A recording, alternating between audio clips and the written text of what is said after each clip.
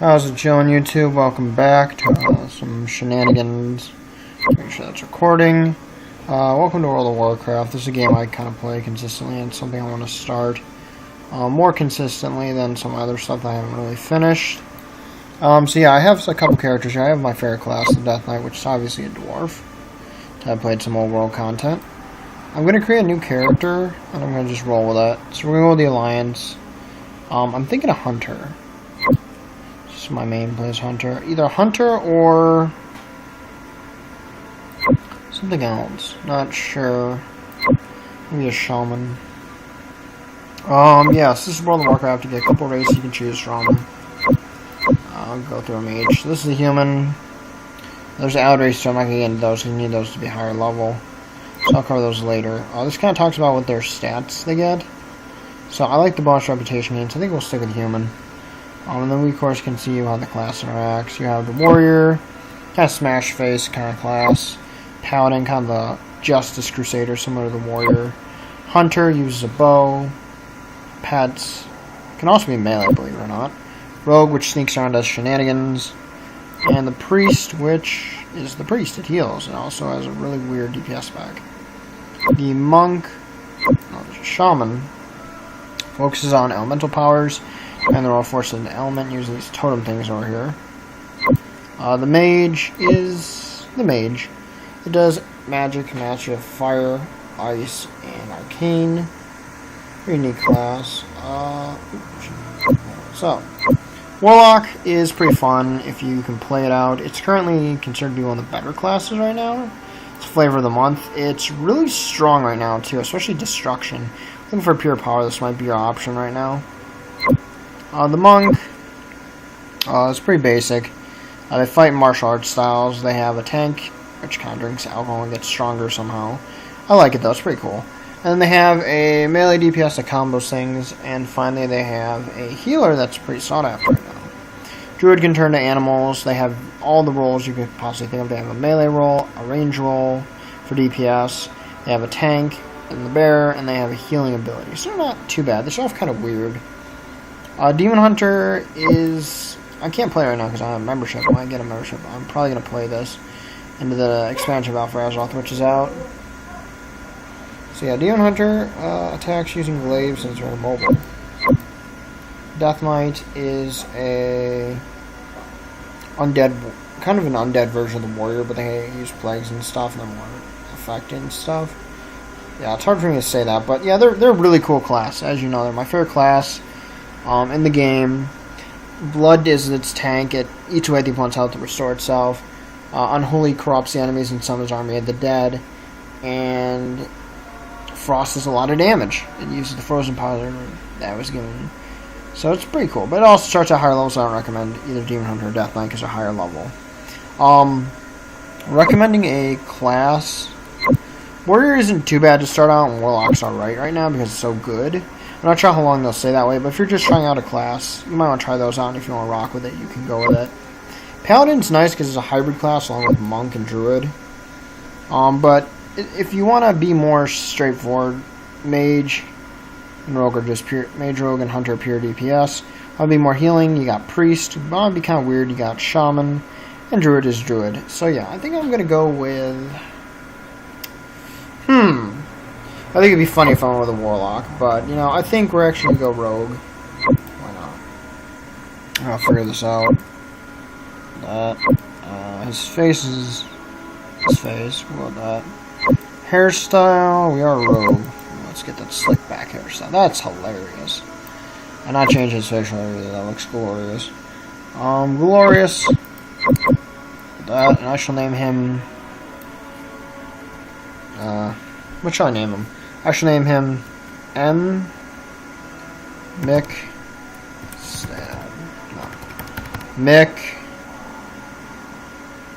Pick, I think. Let's try it. So we got Mick Pick, the Rogue. It's gonna be pretty much our bread and butter character. We're gonna just be playing for this. You know, see if I want to play Rogue or not. As you can see my background playing on Windows. So I can run the recording software, which is right here. I'm gonna check it too. We're in 4 minutes now. But yeah, this is your introduction. You get one for each race. This introduces you to your starting zone. And you can actually, I'll skip right now. You guys can watch that if you start a human. You start here at this church, and automatically this dude's like, hey, we got some wargs, which are like wolves running around doing crazy stuff. And you go deal with them. There's a couple things I want to mention. Yeah. There's a couple things you can do. I'm just going to wrap that because I have it. Anyways, there's a couple things you want to do first. First off, you want to go to your settings, your interface, your action bars. See, you don't have any action bars here. We can get something. You can do that, that for action bars. And you want more action bars for your skills later on. It's not too big of a deal early on, though. Shows you your skills, also your specialization. I-Star's Assassination, level 10 you can choose. Outlaw or Subtlety. Let's head out here. Fight this warg. You have your racial and your starting attack. Minus Sinister Strike. Shank that little wolf, I guess. Yeah, so basically this is the boring beginning of any game, but I think it's pretty interesting. I do not have auto loot because I don't like to auto loot because sometimes I pick up stuff I don't want. And yeah, it's whatever. So I get shed fur. I will turn auto loot on later though because it comes in handy for doing dungeons and stuff. And as you can see, as a rogue, my health's up here. This is my energy. It's kind of a resource that you use to spend for your abilities, and these are combo points. As a rogue, you'll be spending those as a secondary resources on finisher moves to do more damage. The rogue is a very straightforward class, blah blah blah. Does damage, it sneaks around. It's kind of fun. These doggies are just amazing. Doggy! But anyways, doggy! It's a poor doggy. Jump using space. Yeah, this is the alliance starting here. I'll go a little bit more into it. I think it's called Northshire, I believe. Let me check. Open your map with the M key. Yeah, we're Northshire. Pretty much it's your starting zone for, you know, humans. Of course, other races can get here too. But yeah, it's starting zone for humans. And doggy. Yeah, we're going to take that. Right hand in the quest, so head back this way. Also, this is your level up bar. I'm not quite leveled up. I'm 100 away from leveling up. If you want to get heirlooms, they're an item you can get later, but because I'm kind of starting out fresh, I don't usually like to use heirlooms, just because I think they're get a little bit of an advantage if you use them. Sell that fur. I'm going to see. Where's the weapons? I'm kind of curious to see what this guy has. I have 6 copper. He has a dirk. That's actually a dagger. Short sword. Cool. Yeah, certain classes are better with certain weapons, and certain classes can only use certain skills with certain weapons. Like the rogue assassination has to have daggers for the most part. We're going to level up to 2. 2 is not going to do too much for us, unfortunately. But if you look at your spellbook, you can see when you get next ability, I get Eviscerate, a finishing move, Stealth, Cheap Shot, and Deadly Poison. That's not too bad. But, you know, in the beginning, you're not going to have too many skills to worry about. Later on, you have to worry about rotation and stuff. Rotation's a little bit more tricky to do.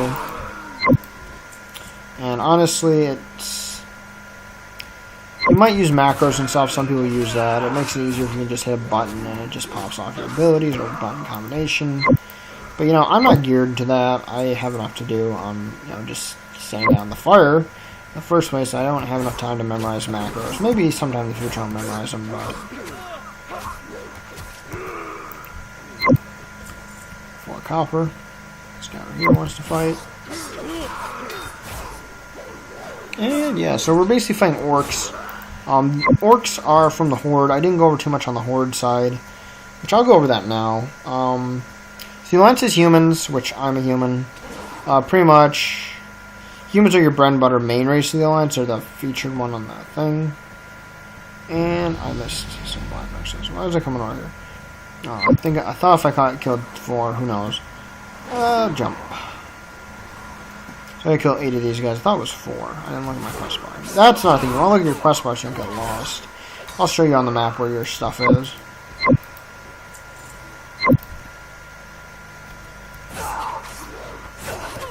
The grapes were very tasty. Okay. She's eating our grapes, guys. She's trying to just like, you guys can't have what you want, which is the grapes. You're just gonna eat them all. Whatever. Yeah, so anyways, human, before I lose that train of thought, are pretty much a rounded race to pick, and they're not too bad because they have some good racial passives and abilities. So one of the big things about humans is your racial abilities. Human spirits right here, you gain 2% more of all secondary stats, which include haste, critical strike, and mastery and versatility. Very nice. Very, very nice. I have my racial ability, which I made for himself. Tells you what languages you can use, and that's pretty much your racial.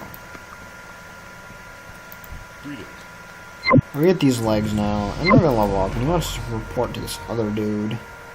This dude over here that we've seen before. And I actually got pants now. Yeah. Pants. Yeah. Anyways. Farmer stuff before. I got eviscerate. Yeah, so basically, you're gonna get different skills and stuff. I recommend when you get to level 10 before choosing a specialization. Say you don't like the one you're playing as in the beginning, like Mage, Arts of Frost, and I have Assassination. You can kind of scroll through their abilities real quick. The thing I want to note is their mastery is what the main thing does. So this is your mastery, for example, for Subtlety, and attacks a 30% chance to trigger an attack with your offhand that deals 0 physical damage. Yeah. So basically my offhand did more damage, it would deal quite a bit. So you can kind of see that, and yeah. So revive these injured soldiers. You can kind of look into classes in advance and kind of see what they have. You know, especially if you're not sure, that was weird, what you're doing with a class.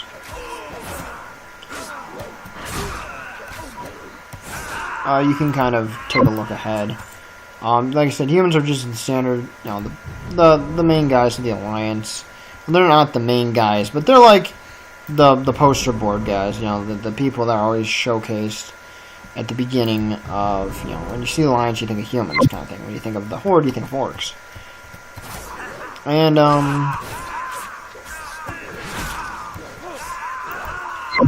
the biggest thing about Alliance and Horde is, you know, there's not too much difference except that, you know, Battle for Azeroth came out and made it into a war thing. So PvP is going to be more important along with Faction Pride. The Alliance, like I said, has humans. They're pretty much a straightforward race. They have a lot of shenanigans they can do. And they can also be pretty good as well. They're actually not too bad. I'm going to check the recording time. I'm at 12 minutes. I only get up to 15. We're getting close to wrapping this up, but I have a timer on me. Pretty much, this is the Alliance and Horde shenanigans. But yeah, humans like the poster boy of the Alliance are always on the front cover stuff. And they have kind of a main finesse compared to some of the other races. But despite them having good skills and stuff, there are other really good Alliance races to choose from. I like the Dwarf personally. It can remove stuff that's stone form like diseases and such. And not only can it do that, but it can also gain a little bit more health. Dwarf also has, I believe, frost resist, which is nice. And they're pretty underplayed race, but I really like the dwarves. So yeah, they're an underplayed race. So I think they're pretty cool.